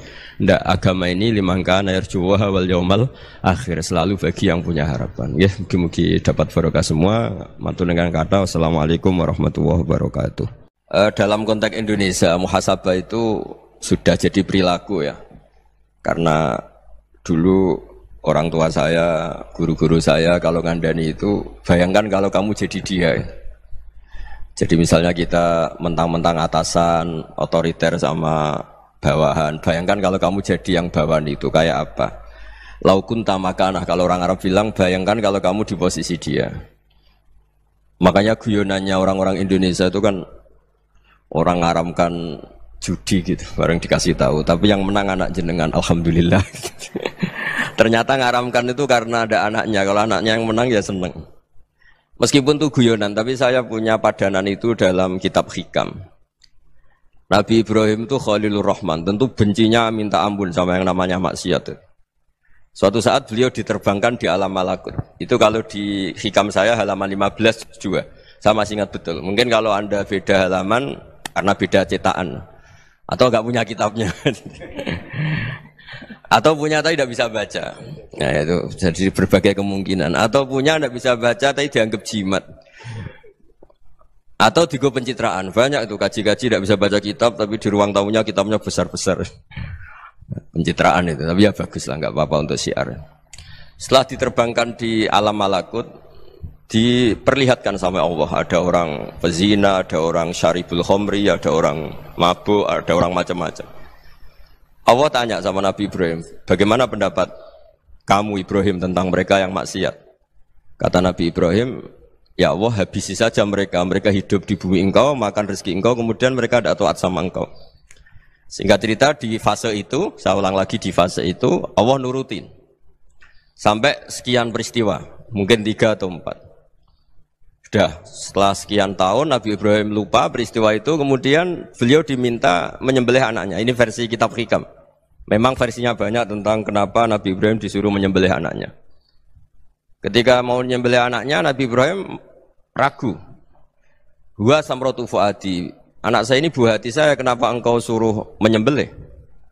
Terus kata Allah, apa kamu tidak ingat ketika kamu saya angkat di alam malakut, kemudian kamu usul bunuh-bunuh, saya ada mempertimbangkan usul Anda, tapi kenapa sekarang saya merintahkan kamu mikir gitu. Terus, ya karena ini anak saya ya Allah. Terus kata Allah, rumang samu wong sing kon mateni gak gawean kau sing gawe kowe enak wae usul mateni. Jadi sebenarnya saya yang bikin kemudian Anda enak aja usul membunuh. Semenjak itu Nabi Ibrahim itu di eranya itu asfaqun nas, orang paling sayang sama manusia. Karena kadang kita keras itu ya kebetulan tuh udah anak kita, ada keluarga kita. Cara orang Jawa itu kan gitu ya, kalau ada perempuan terus macak yang macam-macam pakai sepeda motor cowok terus wah itu luput suwuk, semoga-moga gini. Tapi setelah dikasih tahu, niku ponakane jenengan, semoga-moga selamat. Jadi jangan-jangan kemarin ahli ma'asi itu kebetulan tuh udah keluarga kita. Kalau keluarga kita yang pernah salah pada kita, semangat kita mintakan maaf. Jangan-jangan kita didikte hukum sosial gitu. Jadi orang yang salah, kebetulan tuh orang yang menservis kita. Atau keluarga kita, atau orang dekat kita. Jangan-jangan semangat kita mintakan ampun. Tapi kalau sama orang lain, kebetulan musuh kita semangatnya minta itu kena adab. Nah ini yang nggak boleh dalam Islam. Islam mengajarkan, niru Rasulullah SAW, Nabi itu rahmatal lil alamin. Bahkan kemarin saya ngaji virtual sama beberapa habaib, ada Habib Ali Al-Jufri dari Mesir, ya. Ada Habib Alwi dari Kuitang, ada Habib Nabil Al-Musawa. Dari sekian habaib itu saya masih ingat diantaranya yang didawuhkan rahmatan lil alamin itu ketika Nabi adahu kaumuh, disakiti oleh kaumnya, dan itu mereka masih kafir semua. Itu mereka dapat doanya Nabi, Allahumma hdi qaumi fa innahum la ya'lamun. Kayak apa baiknya Nabi, orang yang menyakiti, yang melukai, tapi Nabi masih berdoa, Allahumma hdi qaumi fa innahum la ya'lamun. Sayyidina Umar dapat doanya Nabi itu yakhina kana kafiran, ketika masih kafir didoakan. Allahumma aizzal Islam bi Umar. Itu ketika masih kafir. Itu pelajaran bagi kita bahwa yang sedang tidak cocok pun itu dapat doa kita. Ya doa supaya kondisi kita baik, hari tambah baik. Karena agama ini saya berkali-kali bilang limangka nayarjuwa hawal yaumal akhir. Agama ini diperuntukkan bagi yang selalu punya harapan pada Allah Subhanahu wa taala. Saya cerita muhasabah ini tentang hubungan kita dengan Allah. Di Indonesia itu banyak orang fasik, banyak orang nakal. Ya di mana-mana orang nakal itu ya mayoritas, wa aksaruhum fasikun. Tapi berkahnya harapan. Mungkin saya kira nakal sok benda, mungkin saya kira sholat sok ben sholat, mungkin sekarang belum sakhok, belum dermawan, suatu saat dermawan. Barokahnya itu kefasikan ini dianggap sementara, sedang fasik, sedang tidak benar. Karena kiai-kiai kita, para guru-guru kita, para habaib utamanya itu mesti bilang semoga husnul khotimah. Nah barokahnya doa itu semoga husnul khotimah itu menjadikan satu pola sosial. Yang sedang fasik ini masih diharapkan jadi lebih baik, jadi lebih. Sehingga kita tidak ngambil sikap ekstrim, yang ingin menghabisi atau ingin mengadili, tidak. Karena selalu kita punya harapan. Dan agama ini limangka nerjuwo hawal yaumal akhir. Bayangkan itu kalau yang nakal itu anak kamu. Pasti kamu nggak ingin kan langsung dapat azab, dapat apa. Padahal kita semua jadi tokoh ini abul kulli, bapak dari semuanya.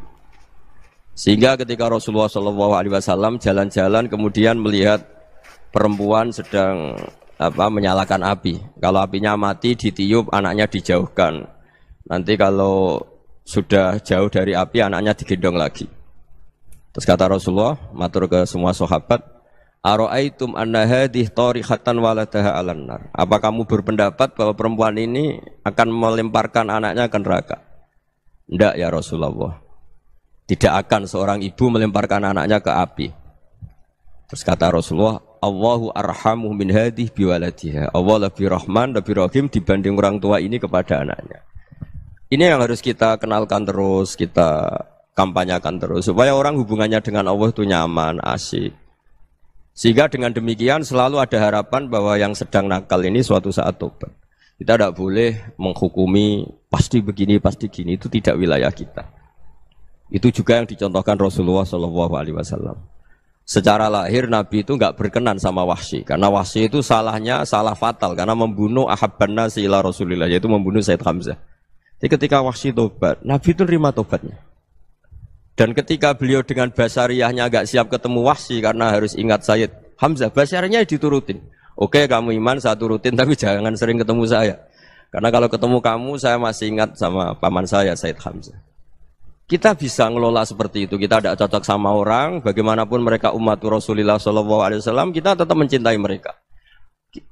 Misalnya kalau beda agama, mereka sama-sama orang Indonesia, kita mencintai mereka atas nama warga Indonesia. Tapi kalau misalnya potongannya ora cocok, beda kultur, bawaannya itu mangkelno cara Jawa, ya bisa diilmoni, jangan ketemu. Wong sudah tidak cocok, ingin ketemu nyari solusi. Roh ini tok seneng itu kan ya repot itu. Ya sudah kalau nggak pati cocok ya jangan sering ketemu. Dan itu kita bisa memanage seperti itu tuh bisa. Saya berkali-kali cerita tentang Imam Syafi'i. Kalau dikasih tahu ya Imam Aba Abdillah, panggilannya Imam Syafi'i, tetangga anda ini ternyata banyak yang nggak senang anda. Jawabnya beliau senang. Ya bagus kalau nggak senang saya, ndak utang saya katanya. Jadi gara-gara sampean seneng aku ngatur aku ini kan. Dan mungkin sampean rasa seneng kan ya enak. Jadi hidup itu dianggap happy. Kalau seneng ya teman silaturahim, kalau nggak seneng ya nggak bakal utang gitu. Baru kayak seneng itu nggak ganggu. Gitu. Jadi dulu itu orang bisa ngelola seneng nggak seneng itu bisa. Karena ada kearifan hubungan dengan Allah Subhanahu wa Ta'ala. Hidupnya selesai karena masyghul bi dzikrillah. Mereka sibuk dengan Allah. Makanya kata ulama-ulama tasawuf, kamu jangan melihat manusia perilakunya, tapi kamu juga harus ingat yang gerakkan semua itu Allah Subhanahu wa Ta'ala. Dengan demikian kita faroh, kita senang. Makanya Nabi kalau ngutus Anas bin Malik kemudian nggak kesampaian yang diinginkan karena Anas main, ketika garwa-garwani Nabi agak tersinggung, Nabi andikan Allah menghendaki yang saya inginkan kesampaian, pasti itu kesampaian. Jadi dianggap kegagalan Anas nggak manggil yang dituju Nabi itu ya kersane Allah, ya enteng saja. Sayyidina Ali lebih parah lagi yang dialamin.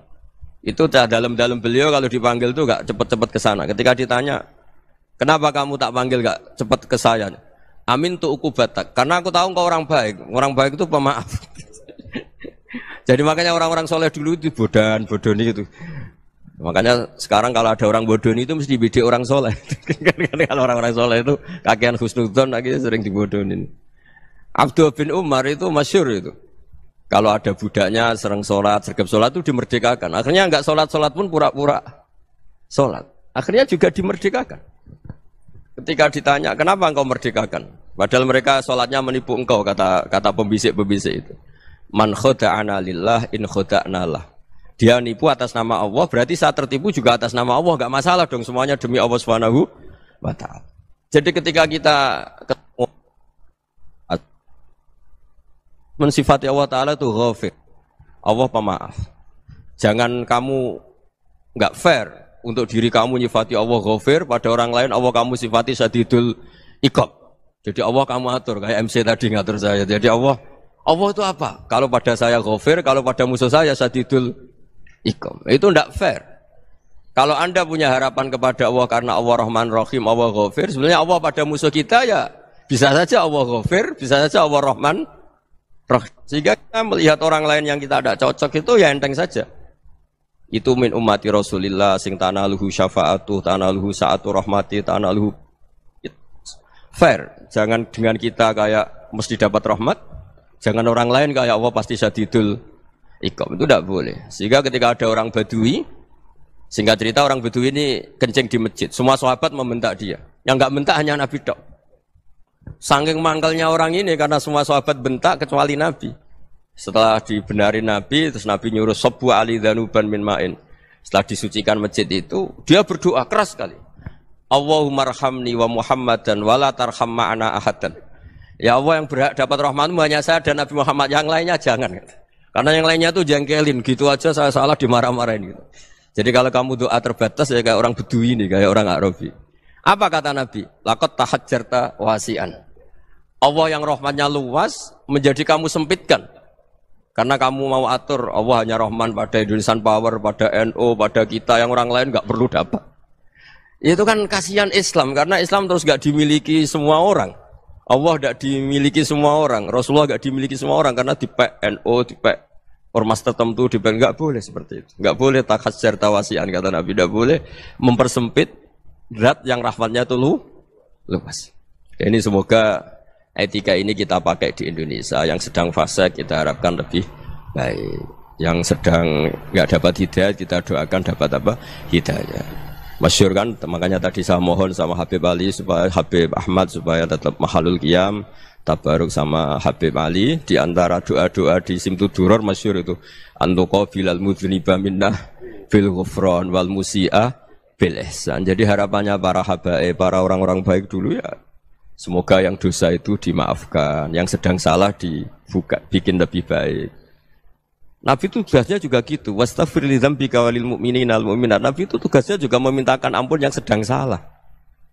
Nah ini cobalah jadi etika kita, muhasabah kita. Jadi muhasabah itu cara berpikir kita set, kita pikir ulang. Ternyata semangatnya seorang nabi itu wastaghfir li dzambika walil mu'minun. Semangatnya itu memintakan ampun. Orang ahli tafsir tahu semua kalau nabi itu tidak mungkin dosa. Jadi itu khitabun nabi wa urida bihi ummatu, itu khitab nabi, tapi yang dimaksud itu umatnya, karena nabi tidak akan mengalami dzambun, tidak akan mengalami dosa.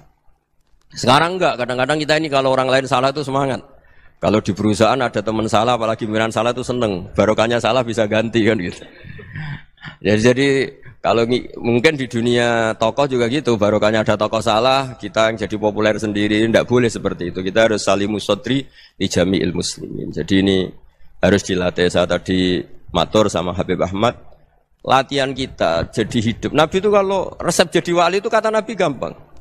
Kata Nabi, kalau kamu ingin disenangin Allah, ya sudah. Kalau kamu asbahta, amseta gini-gini, perasaan kamu kata Nabi, jangan punya perasaan ghil sama orang muslimin. Itu sudah wadzalika min sunnati.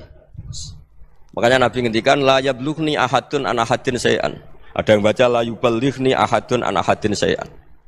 Seseorang jangan melaporkan ke saya tentang salahnya yang lain. Fa inni akhruju ilaikum wa ana salimus sadri. Karena saya ingin ketemu sampean semua dalam keadaan salimus sadri, tidak punya perasaan apa-apa. Karena kalau nurutin membisik, nurutin informasi itu ya repot, karena orang pasti sepihak. Ada kiai yang top, datang ke kampung-kampung ning desa-desa. Kata yang seneng itu punya akhlak. Wah itu bagus orang besar datang ke kampung-kampung. Kata yang enggak seneng, wah itu jobnya kiai kecil kok diambil, itu kan ya kasihan itu kan sudut pandang. Makanya saya sering bilang, akal kita ini cukup untuk mentasdik Rasulullah Shallallahu Alaihi Wasallam. Meskipun perasaan kita kadang orang Jawa itu beda.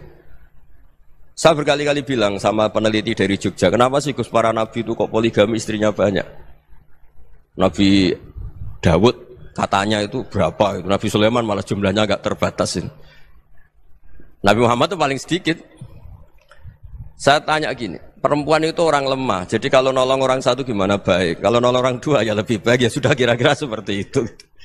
Paling tidak akal kita masih tahu kalau orang baik itu kan mesti baik. Nolong orang satu baik, nolong orang dua ya lebih baik, nolong orang tiga lebih baik. Tapi kalau kamu orang nggak baik, satu saja kamu terlantarin, kamu miskinkan, kamu ya tinggal diukur kan. Kalau orang baik nambah baik, tapi kalau orang buruk tambah buruk. Nah itu akal. Akal kita bisa menganalisis kenapa sih nikah itu ada yang poligami, ada yang enggak. Sudah ukur saja diri kamu. Misalnya kayak saya elek keriting, rabi terus, memperbanyak wong elek, orang perilaku netok, raine dadi elek kabeh gitu. Tapi nak kowe ku ganteng, alim, ganteng, sugih, anake ganteng-ganteng, berhubung kowe saleh ahli swarga kabeh, mertua yo bangga karena karir kamu meyakinkan. Ini mertua kamu aja gak bangga mau nambah. Ipar gak bangga, mertua gak bangga, desa kamu yang kamu wayai juga gak. Beda dengan Nabi ketika nikah Juwairiyah itu gak ada pernikahan sebarokah Nabi dengan Juwairiyah itu.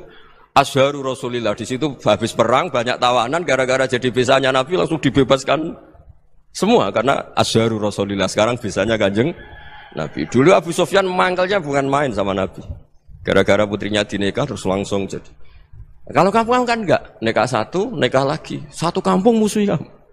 Karena istri pertama ya cemburu, yang kedua agak bangga.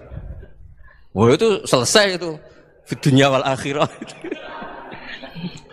Maksud saya, nganalisis Islam itu harus pakai akal.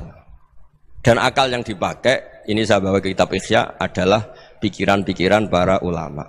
Makanya ketika Imam Ghazali ketika ditanya, fakaifa bi muslimin fasikin asawwaha fi jami'i amri. Kalau kayak ketemu orang fasik, orang Islam tapi fasik, perilakunya enggak ada yang benar. Kata Imam Ghazali jawabnya lucu, aneh.